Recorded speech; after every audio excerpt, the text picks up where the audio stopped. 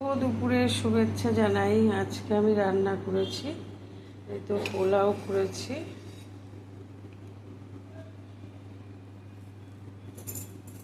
আর এখানে করেছি হচ্ছে চিলি পনির।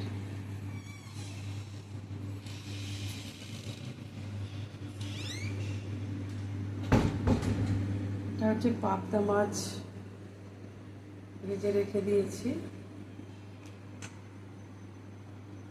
এটা হচ্ছে পার্শে মাছ, এটা আলু দিয়ে বেগুন দিয়ে এটা রান্না করেছি। আর এখানে ডাল আছে, এটা হচ্ছে চালতার চাটনি, এটা স্যালাড, আর এখানে হচ্ছে ভাত। এই হচ্ছে আমার দুপুরবেলার মেনু।